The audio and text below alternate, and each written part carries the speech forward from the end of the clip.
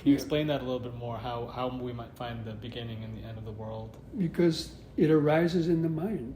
Mm-hmm. The world is a creation of our mind.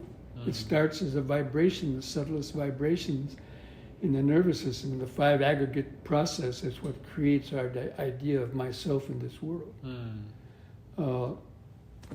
Through the body, sensations, or body feelings, perceptions, mental states, and consciousness. This is how the evolution of the mental process. You're sitting there and you feel the vibrations of the body. That gives rise to pleasant and painful sensations. Then you perceive them. The mind creates an object out of a vibration, like you hear a sound and you say, oh, that's a cat meowing. That's a teacher talking. That's a bird chirping. That's a dog barking. That's a door slamming. All these are mental pictures being created out of just vibrations. A baby doesn't understand that, but he learns that after he gets born, starts learning language, and starts identifying this vibration is a cat. This vibration is a dog. This is a bird. This is human. This is my mother. This is my father. Mm-hmm. And every single thing is you look at this, you say flowers. It's just a visible vibration striking your eye.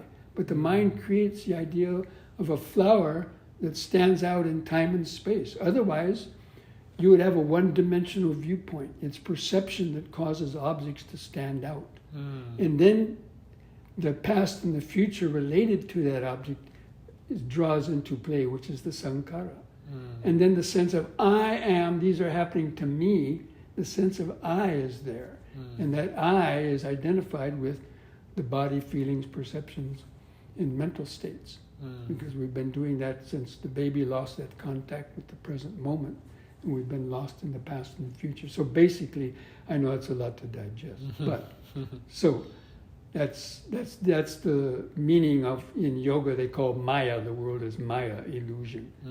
And because look, this earth is not the world that the Buddha was interested in, or it was important. It's not the world. The world is created by the mind. Because look, an animal is on the earth, right? But they don't see what we do. Their minds are in a different world. They're in the animal world. And disembodied spirits, we go angels, devas, hell beings, they're in their own worlds. Or an ant. You think an ant has the same idea of this earth that we do? Of course not. No. Yeah. But they're on the earth, right? Right. But they're not in the world. Yeah. And so that's what I'm meaning. The world is how our mind creates the idea of me and this world and so on.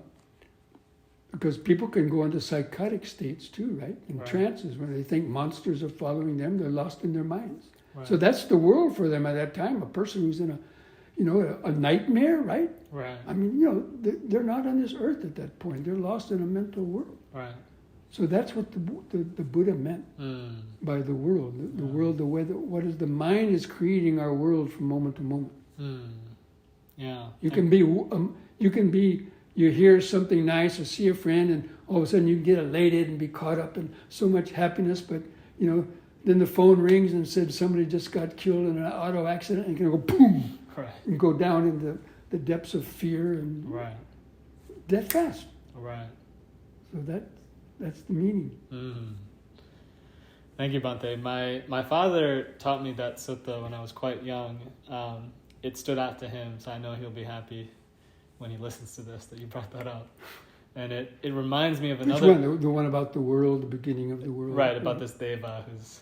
the Rohitasa. Yeah. Rohitasa trying to find the end of the world. It reminds me of another sutta very similar where the Buddha says something like, he's talking to a group of monks and he says, monks, if you were to travel in one direction for 100 years, you would not reach the end of the world. But if you do not reach the end of the world, you will not find liberation. Yeah, you won't reach the end of suffering. You won't reach the end of suffering. Yeah, that was part of the same sutta. Oh, I see. I just didn't mention that particular part of it. Oh, I see. Interesting.